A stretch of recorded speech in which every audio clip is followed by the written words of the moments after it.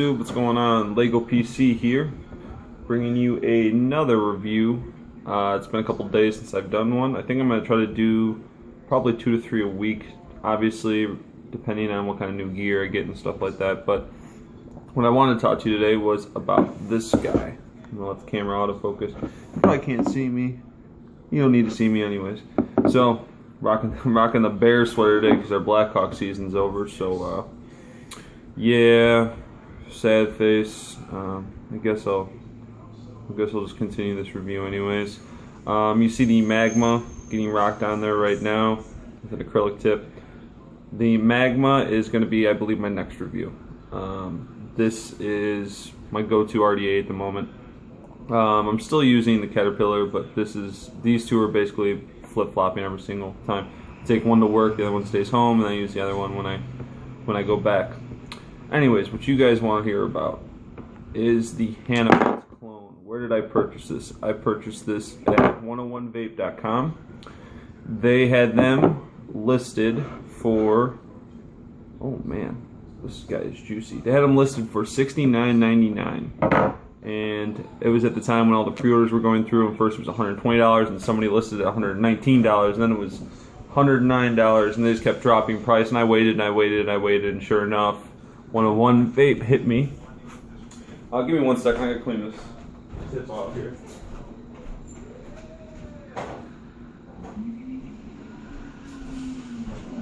So 101 Vape hit me up, and they had them for $69.99. That was the day I got that email, was the day I went on there and pre-ordered, so I was in the first round. Let me talk about 101 Vape a little bit. They originally had all 5 colors listed. These are no logos, so no issue with the lawsuit. And I ordered an orange one. So I waited and I waited through all the delays and everything, and they sent me an email about 3 weeks ago that said, listen, the orange ones aren't going to probably be here till middle of June, maybe even later. Would you like to upgrade to a black one? And I was like, fuck, you mean I can get a black one? They're like, yeah, you can get a black one and we'll ship it out tomorrow. I'm like, okay, let's grab a black one. So I thought, why not, since I've got a Still Air Taube and Eagle M all black plated coming in, so I figured it will match up pretty well. Magma was kind of on the fly. I did the same thing with the Magma. It had no hype, and it dropped down to $25. Vaping with Twisted 420 puts out a video, and bam, the price shot up to like $38 on eBay. I picked it up when it was $25, so I win. It's very small. So that was the first question I had when we started talking about the Chana mods, is I've never had a box mod before. I never had an MVP. I had a SID, and a Vamo, a bunch of different egos, including Halo SIGs, so I didn't know what a box mod to expect. It is very small. It fits right in the palm of my hand. I have long fingers, mind you. I'm a tall guy, but this thing fits right in the palm of your hand. Now, it is hefty. It is much heavier than actually my Proto Vapor, which is taller but not as hefty. You'll see the micro USB charge port right there. I'm not going to go into too much detail about all the factors on this thing. You guys have probably seen multiple videos about the Chana mods clone. This is the 5-time connection with the paper towel in it. What the fuck? Alright, there's the 510 connection right there. Solid connection. Rip was talking about it being angled and whatnot. I have no problems with that. I'm not going to take this apart because I don't feel like taking this apart. It's just basically where the screws go, and there's a battery compartment right there. I have a VTC5 in there, which I haven't taken out since I put it in. Like they said, very clicky buttons. Actually, I don't like this button because it's so clicky and tiny. It actually puts an indent on your finger just from using it. You can actually see that already. It's put an indent on my finger just from hitting it. I usually use the mod like this, and I'll use my thumb. But sometimes even pushing down, I really have to push down in order to get that to hit without pressing it into my finger every single time. Not a fan of the buttons. The Proto Vapor button is much, much better on the DNA 20 I have. Obviously up, down, the usual stuff. There's nothing special about it. Now, the real question is, for this entire review, is would I buy it again? $69 for a DNA 30 device. Here's a couple issues I have before I tell you that. This thing is not meant for sub-ohming. Now this is my first DNA 30 device, and I ordered it because I wanted to be able to both sub-ohm and take my fogger or K-funds to work, scrapes, whatever, and enjoy them on a tank-based system. Now this does a lot what my DNA 20 does. You can bring it to work, portability, you don't have to worry about anything. Couple of cons. This thing is made pretty well, but it leaves smudge marks everywhere, and I don't know if it's going to show all over on the camera or not, but there are smudges everywhere, and I know that was going to happen because I have a black one. So hang on a sec.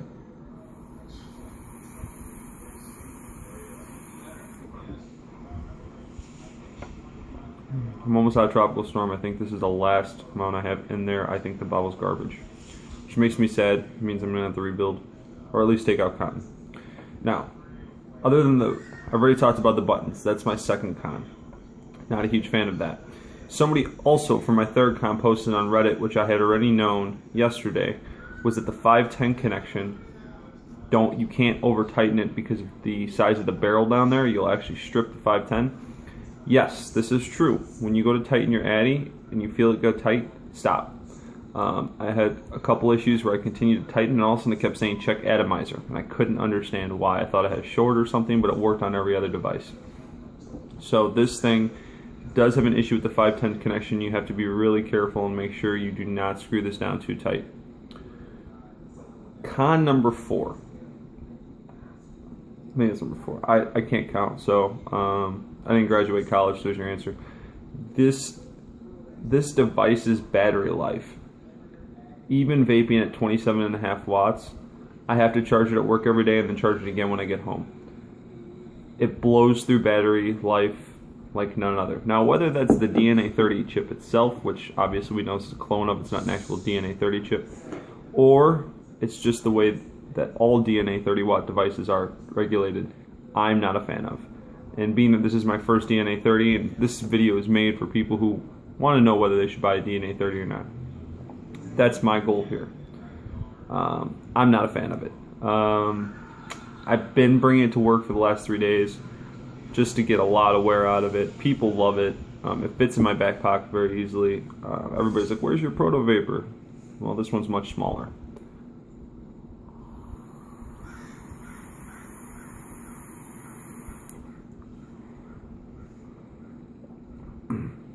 The other interesting aspect, and I don't know if this is a con, but I noticed when you click it up to 30 watts, which I'm going to do right now, you're going to fire it at 4.9 volts, okay?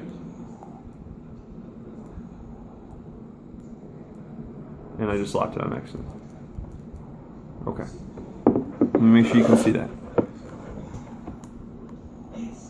Oh, no, it just dropped to 4.6 volts. So this is where my issue comes into line. Okay, so it's dropped down to 4.6 volts. Now I added that up in an ohm calculator, and it varies from 4.6 to 4.8. Sometimes it'll hit 4.9, sometimes it'll drop down to 4.4. I don't know what exactly that is. I'm wondering if it's overcharging the battery, because when I added up 4.8 times 4.8 divided by the resistance, which is a 0.7 atomizer, you're getting over 31 watts. I think the chip has a problem when you go close to 30 watts on a sub-ohm device. It doesn't know where to calculate the voltage correctly.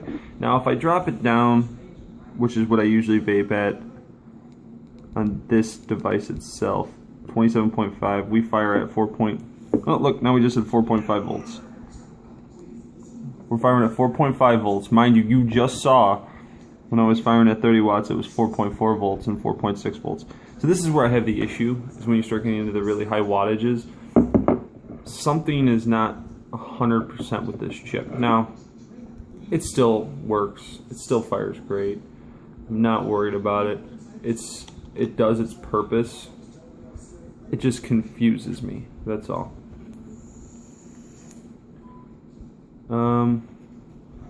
Probably my last and final con.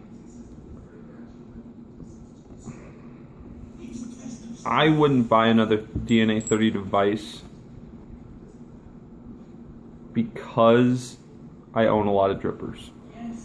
I started like most people. I started with an Ego, and then I went to a very voltage, variable wattage device, and then I went into a my first Nemesis, and then an M16, and then another Nemi, and then a e-cig, and then a Magneto, and then a Carvella, and you just have all these devices, and they're just, at that point, it's just collectors.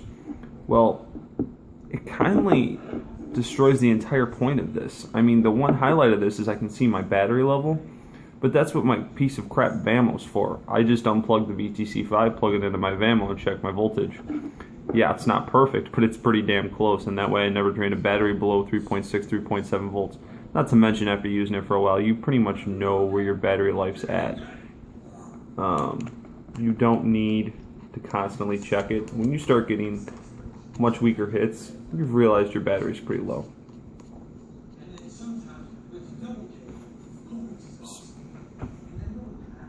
I have no idea what's playing on my TV right now. I truly don't. It's screaming random stuff. I was playing Watch Dogs.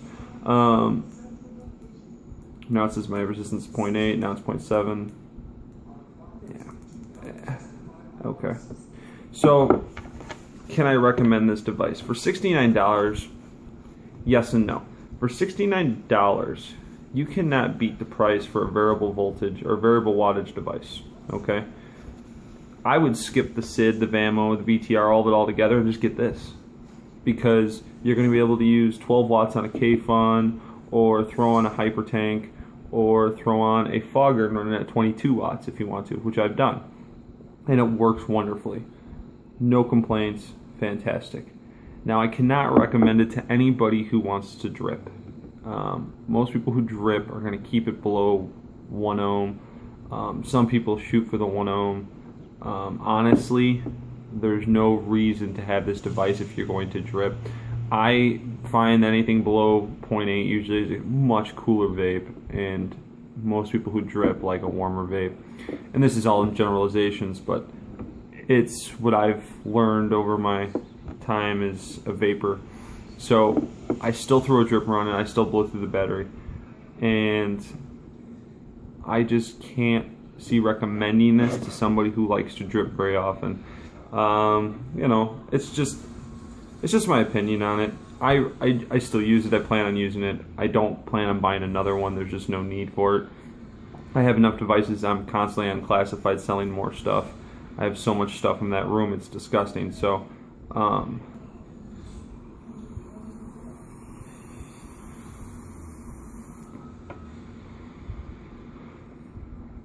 it's a very good regulated device. If you want to use it for your drippers, you can build them around 1 ohm, but that's just not what I like. Oh, one more thing. If you drop it below, I think it's 0.5 or 0.4, and you try to run it in 30 watts, it blinks at you nonstop. It tells you that your voltage is not high enough, which is right, because you would be blowing way past 30 watts at, say, I think 30 watts runs at 4.1 volts. On like a 0.5 or 0.4. I don't have my calculator on me. But anyways, you're not maximizing the discharge of the battery. So what it does is it just blinks, telling you that it's dumping the battery. Which I realized when I threw my Caterpillar on there and it was running, but it would blink at me and it wasn't hitting as hard as my Nemi. That was why. So that's another kind of. So I recommend this to anybody who's looking just to upgrade from like an Ego. $69, you'll be able to get into dripping, you'll be able to use your tanks, you'll be able to use some of your tanks and transport them back over. You can't complain about that for that price. Like I said, I think I paid $49 plus shipping and tax for my first e-cig over a year ago, and had this been there, I just would have skipped the e-cig completely. So you can save yourself a lot of money if you're upgrading. Now, if you already have some of those devices and you want to know if you should get a DNA 30, honestly, unless you really badly just want one, you don't need it. So that's my take on it, guys. Very cool device. China did a very, very, very good job for what I've seen. You guys have read it all on Reddit and seen the YouTube videos. This thing is pretty damn close. I don't plan on selling it. I really enjoy it. I'm going to keep using it for work. just because of how small it is and compact it is and fits in my pocket. Yeah, that's really about it. That's all I got for you guys. Like I said, I didn't go into too much detail. This is just my opinion-based video on whether or not this device is worth $69.99. 101vape.com. Really good stuff, and they're cheap. When he switched me to the black one, they had it shipped out, and I had it within, I think, a day and a half. He shipped it that day, which was a half day. I want to say he shipped in the afternoon. I got it the following 2 days away. So, awesome company. I think it shipped from California, which is awesome because I'm in Illinois, so that's quick. That's real quick. So, that's all I got for you guys. We'll do a Magma review coming up on this little beast. We got to go fill her up, change some cotton, and then I will do Cloud9 Vapor review. I've gone through almost all the juice, so I can give you a pretty good opinion. I can hear Suck My Mod in the background. That's what happens when you're running YouTube and your Xbox surround sound. Okay, like, well, peace.